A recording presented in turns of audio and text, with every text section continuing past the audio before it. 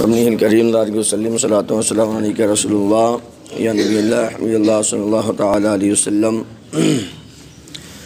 آج ہم آپ کے سامنے وضو کو توڑنے والی چیزیں بتائیں گے۔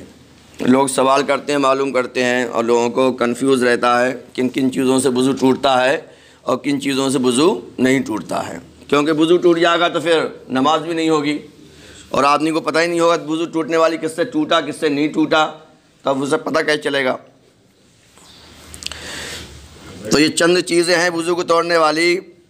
پخانہ پیشاب سے وضو ٹوٹ جاتا ہے، پیچھے سے ہوا کا نکلنا اس سے بھی وضو ٹوٹ جاتا ہے، کیڑا اور پتھری آگے یا پیچھے کے مقام سے نکل جائے تو اس سے بھی وضو ٹوٹ جاتا ہے۔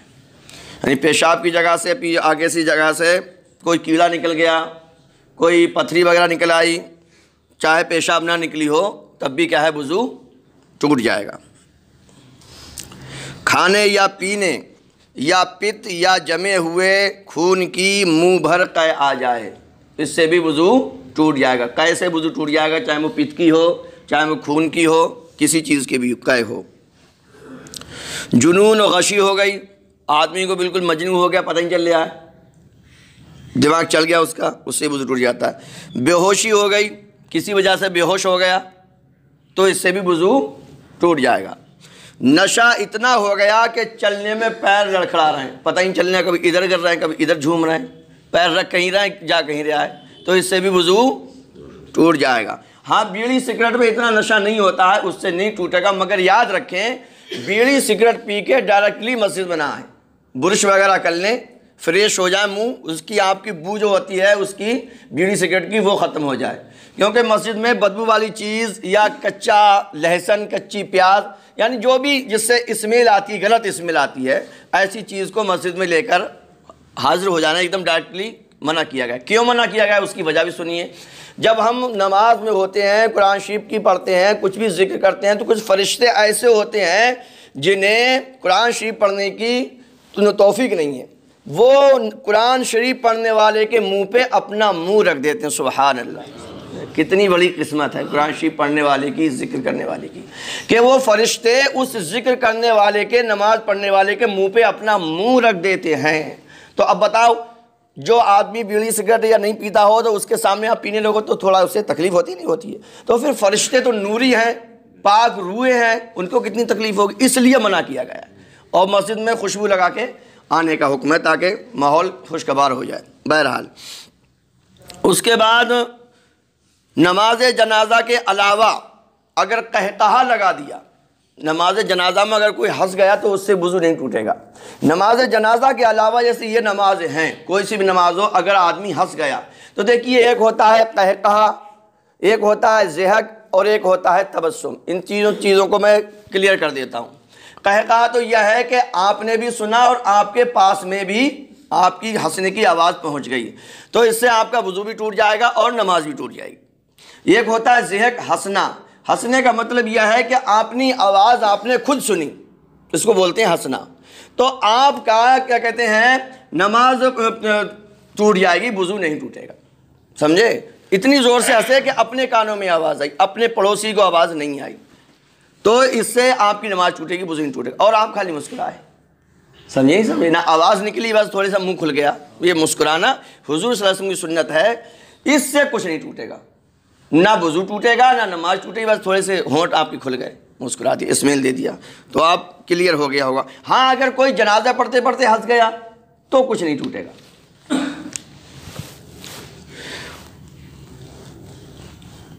دکھتی ہوئی آنکھ سے جو پانی یا کیچڑ بہتا ہے اس سے وضو ٹوٹ جاتا ہے۔ دکھتی ہوئی آنکھ، یاد رکھیں، ایسے رو گئے کسی درد کی وجہ سے یا خدا کا خوف آ گیا کہ رونے لگے، تو نارملی رونے کے آنسو جو ہوں گے ان سے وضو نہیں ٹوٹے گا، آنکھ دکھ رہی ہے۔ اور یاد رکھیں جو دکھی ہوئی آنکھ کا پانی ہوتا ہے وہ ناپاک ہوتا ہے، جہاں بھی لگے گا اتنی چیز کو ناپاک کر دے گا، پیشاب کے حکم میں ہوتا ہے وہ۔ اور مسئلہ دیکھیے، جو رطوبت آدمی کے بدن سے نکلے اور وضو نہ توڑے وہ ناپاک نہیں ہے، جیسے پسینہ نکل جاتا ہے، تھوک نکل جاتا ہے، تو اس سے کوئی پریشانی نہیں ہے۔ رال، تھوک، پسینہ، میل پاک ہیں، یہ چیزیں بدن یا کپڑے پہ لگی ہوں تو نماز ہو جائے گی، لیکن صاف کر لینا اچھی بات ہے۔ جو آنسو رونے میں نکلتے ہیں ان سے وضو نہیں ٹوٹتا ہے۔ گھٹنا یا سطر کھلنے سے اپنا یا دوسرے کا، اس سے وضو نہیں ٹوٹتا ہے۔ اپنا گھٹنا کھل گیا یا اپنا سطر کھل گیا یا آپ کی نظر کسی کے گھٹنے پہ پڑ گئی، کسی کے ران پہ پڑ گئی، تو نہ آپ کا وضو ٹوٹے گا نہ اس کا۔ ہاں مگر یاد رکھیں کہ آدمی کو ناف سے لے کر گھٹنے کے نیچے تک یہ چھپانا فرض ہے، اسے سطر بولتے ہیں۔ یہ بغیر ضرورت کسی کو نہیں دکھانا چاہیے۔ کچھ لوگ انڈر ویئر پہنتے ہیں، رانیں دکھ رہی ہیں، گھٹنے دکھ رہے ہیں، تو یہ حرام ہے، چھپائیں۔ اور بڑے بڑے تہمت پہن لیا کریں، پیجامہ پہن لیا کریں۔ کچھ لوگ پیجامہ وغیرہ پہن لیتے ہیں یا لنگی باندھتے ہیں تہمت، تو وہ ناف کے نیچے سے باندھتے ہیں، ناف دکھ رہی ہوتی ہے ان کی۔ تو یاد رکھیں ناف بھی ستر عورت میں داخل ہے۔ جب بھی بنیان وغیرہ نہیں پہنے آپ تو تہمت وغیرہ باندھیں تو ناف کو بھی ناف کے اوپر سے باندھیں۔ ایسے کچھ لوگ نہاتے ہیں نیکر پہن کے، تو لوگ پوچھتے ہیں اور غسل ہوا کہ نہیں ہوا سب کے سامنے۔